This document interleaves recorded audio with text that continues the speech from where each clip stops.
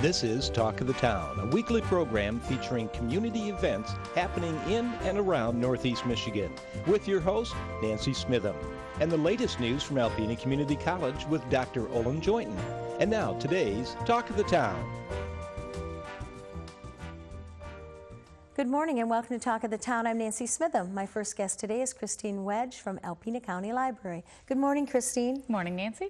And you have such a wonderful lineup for fall. We thought spring, summer was busy, but fall is not a slacking place at the library. This is a busy time for the library, with authors in the fall especially. Yes. So we're going to be wrapping that up.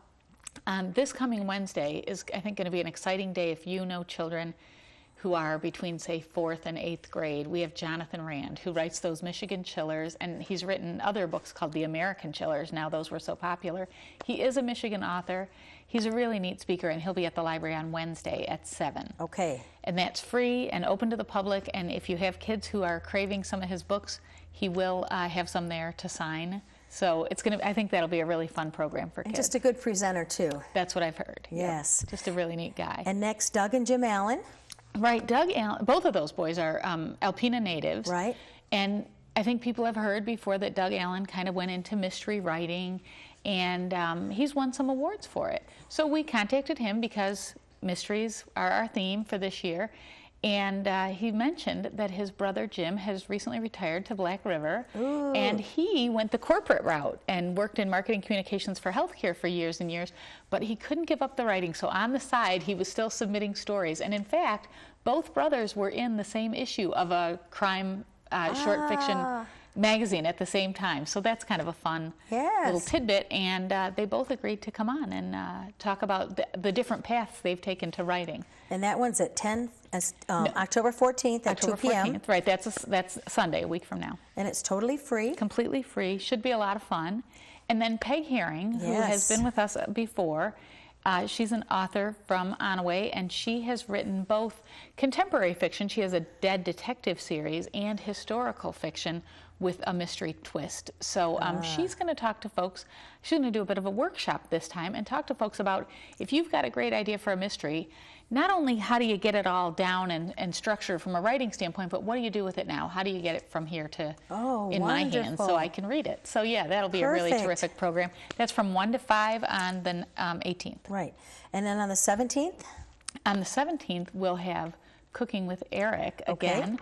That is, there are mystery authors who specifically include food in their mysteries, and in fact it's interwoven with the plot, and they include the recipes. And I don't know about you, I've read some books that have recipes in them, and I always think, oh my gosh, that looks great, but I never really make them. So we'll have Eric make them for us. Eric will make some, and we can decide whether they really are good, and I think he'll put the Fresh Palate special twist on them.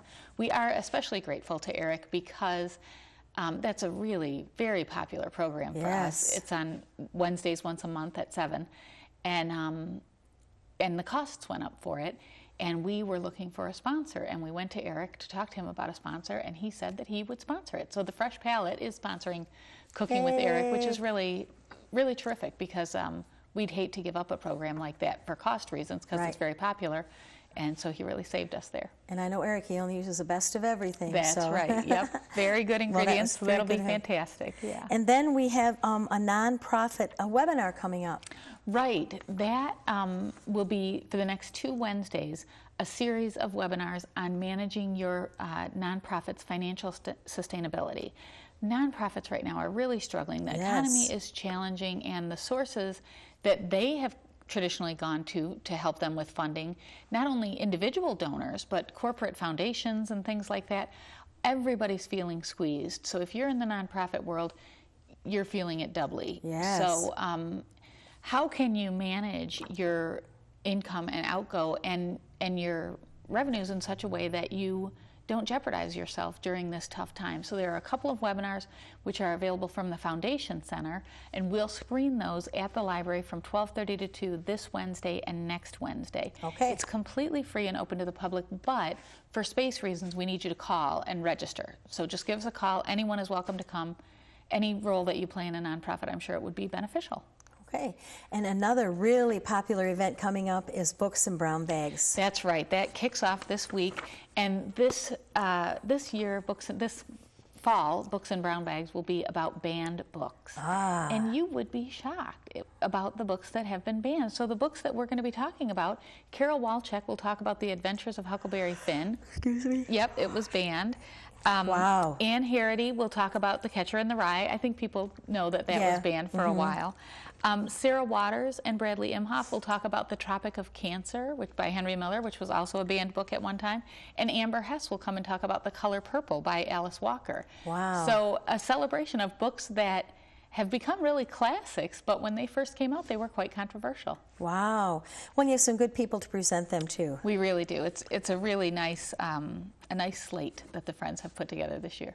And you have Tiny Tots on Thursdays at 10. Right. Tiny Tots is for kids who are 0 to 24 months, and we say it's for kids, and it includes, stories and games and music for the kids, but the people that really get a big benefit out of it are moms and dads who can look around and say, okay, here's some other people in the same boat I'm in, and get to know some folks who are going through the same thing they are. And so that's completely free. Okay. You don't have to register every Thursday in October from 10 o'clock to 11. Okay, and then Halloween crafts program. Right, at the end of the month on the 27th from 10 to noon, we'll do some crafts, we'll have some Halloween treats, and we'll do some face painting. And that's open to that's completely free. It's open to the public. It's targeted to children from preschool through 5th grade. Okay, and do they have to register for that? They do not have to register for that. So just show up. Just show up, yeah. Okay, we've got a couple of more minutes left, so what else is happening at the library? Well, we're still making Tutor.com available to students at Alpena High and Alpena Community College. Okay. And that's completely free, but you do need a library card to access it. It's available from 2 p.m. until 11 o'clock every day. Okay. 2 p.m. until 11 o'clock. Right, and any subject, there's a tutor online that can help you. There really is. I mean, I've had my own children kind of are like, yeah, Mom, we don't want to go on it. We'll be all right without it. And my daughter just recently was, looking for some help with math.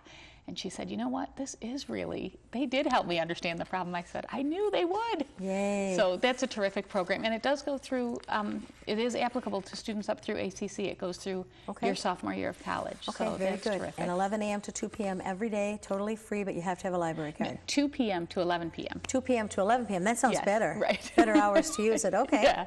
All right, so, and what else? And you do have to have a library card. And the other thing I wanted to mention is the downtown Alpena will do some kids trick-or-treating on Friday, October 26th from 5 to 7. The library will close at 5 on that day, but if you wanted to come and check out a book before you go check out some candy, that'd be a good thing to do. Oh, and that's always so much fun. I love driving through town and seeing all the kids going from business to business, and really thanks to the downtown businesses that support this too.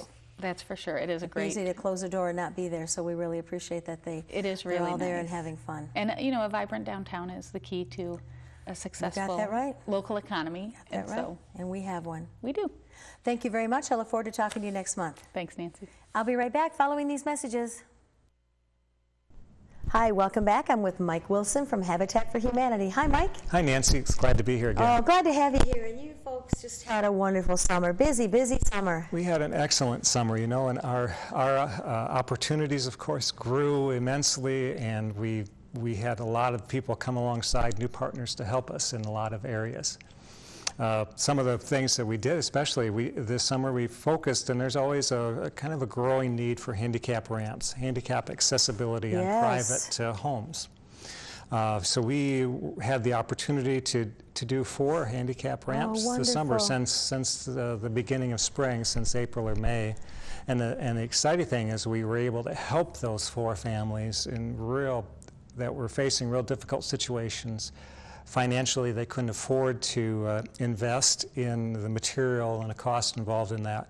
And the best thing was we partnered with some new partners, a local church, Resurrection Life Church, partnered with us, and then 2 of the service clubs stepped forward and supplied costs for materials on the first ramp. And so it was an excellent working opportunity where the resources came together from the church. They also provided the volunteers that worked with our construction supervisor to make that happen, and we were able to help a single mom with her young daughter to have accessibility in and out of their house. Perfect. So those are the kind of stories that have been happening, and it's like been one after the other. We've also done some emergency home repair for families who contacted us and really needed a quick fix. And so that's always really good. So, we've helped, we're still focusing on building homes when the opportunity arises, but we've been able to help about 12 families this year that otherwise may have still been looking for help. And that's because of the volunteers that we have and the support we have in our communities. And you had a couple of groups come here, or? And we had a youth group from a couple churches got together down by Lakewood, Michigan, which is down in the Hastings, Charlotte area in southern Michigan, made contact with us and came up for a full week on what they called a mission trip. So we put them to work between Word of Life Baptist Church and our staff and volunteers. We put about 18 teenagers to work for a week solid on 4 different projects. There was a couple small projects at our restore that they worked on. We have a garage that's part of our community garden behind the restore. They put a new roof on that. There was a family that lived on the north side of the city that needed a lot of help, and we were able to go in there with a team of teens and adults to help them improve their home, make some necessary repairs. We took supplies out of the restore as far as interior doors and some things for the bathroom. We were able to donate that to that project. So it was a great opportunity for us and for the youth involved, and of course for every volunteer that participated in that. And recently we did let me back up for a second. When we received donations, great donations into our restore throughout the year. Yes. Back in the winter months, we received a donation of a 35-foot aluminum handicap ramp, one of the pre-made ones. Wow. And we found the perfect situation, the perfect need in Alpena for a single mom and her son who she was confined pretty much to a wheelchair and really needed this ramp on her home. And the neat thing was that Chief Bill Forbush from the Alpena Fire Department made this contact with the homeowner that had the need. Used to see her, he'd drive by and used to see her.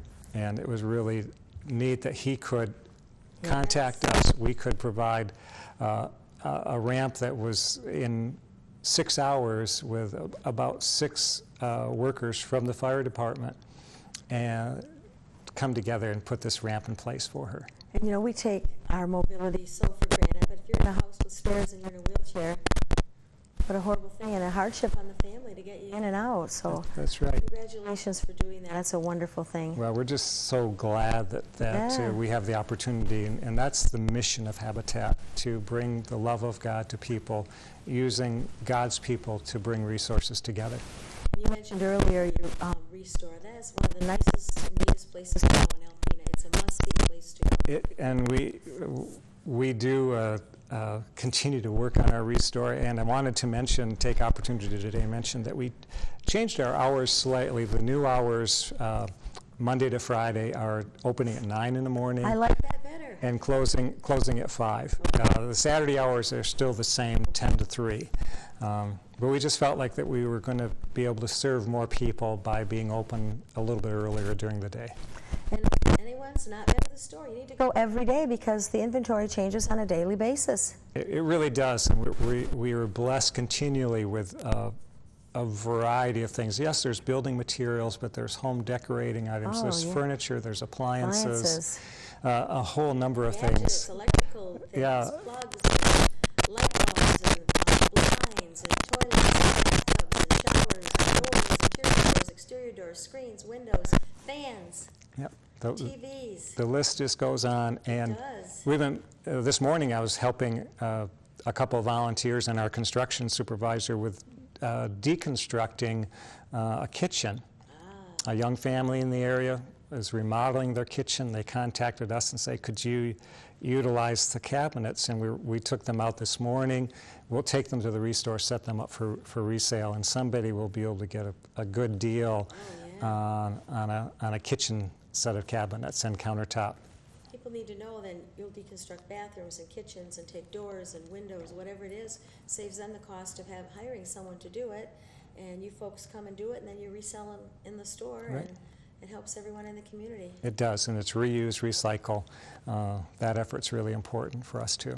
Okay, now we only have 1 minute left, so I know you're starting a new build right now and you need volunteers. That's right. We can always use volunteers, and it's a tremendous opportunity. We're starting a 4-bedroom home for a young family with 4 children that are our new partner families, and it's on Long Lake Avenue. We're just doing the groundbreaking this week, and we'll be starting and hopefully working to get that ready before winter comes. Okay. As far as the siding and the insulation in place. Sure. And a number for someone to call you if they're interested in donating either materials, money, or their time. Our number is 989-356-3509. Okay. And if anyone wants more information, anything we've spoken about today, just give you a call and you'll be happy to help them out. We would be glad to. Sure, please call. Right, and thank you again for the good work you're doing in our community. Thank you, Nancy. Thank you. Please stay tuned for Dr. Olin Joynton following these messages. Good morning, everyone, and welcome back to Talk of the Town. I'm Olin Joynton, president of Alpena Community College, and my guest this morning is Shelby Schaedig, who is a student at ACC in the Concrete Tech program. Welcome to the show, Shelby. Thanks. And as we were talking before the program, you grew up here in Alpena, isn't that correct? Yep. And in high school, you were a very strong student. You competed in Knowledge Bowl and had some idea of becoming a physician. Mm-hmm. Yeah. What made you interested in that field? It was just kind of like a good job. They need so many people on the medical track right now and everything. And it was just, I'd always been interested in science, and it just seemed like a good thing to do. But good. But then you changed your mind, and how about telling the audience, first of all, how you made the decision to come to ACC, and then what was the conversion over to Concrete Tech like for you? Well, my senior year, I dual enrolled quite a bit at ACC, and that was what got my foot in the door, and I really liked the campus and everyone, the faculty and everyone.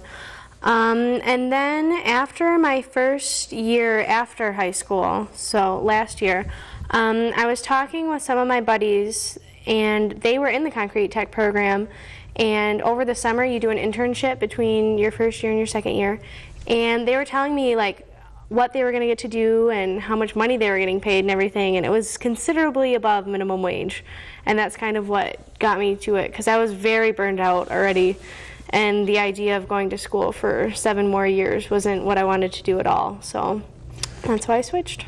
So an internship is when the students, for a period of time during the summer, actually work for a concrete company and try to apply some of what they've learned partway through the program. Yep, and you have to document what you do every day, what you're learning, the different aspects of. And so getting sooner to a good job with rewarding compensation in a field that actually plays to your strengths in the sciences. Yeah, definitely. Sounded pretty appealing to you at that point. And so you're in your first year taking courses thus far. How's that going for you? It's excellent. Tim and Kevin are really great guys. I like lab a lot more than I like lecture, though. It's a lot more interesting, and getting to work with the things makes more sense than all of the obscure, I don't even know, admixtures and pozzolans and all the other vocabulary that they throw at you. What are some of the things that you do in the lab section of the course? So far, we've just been getting used to mixing concrete and testing it, and then the different cementitious materials like fly ash and slag and all that good stuff. I've seen some of the testing equipment over there.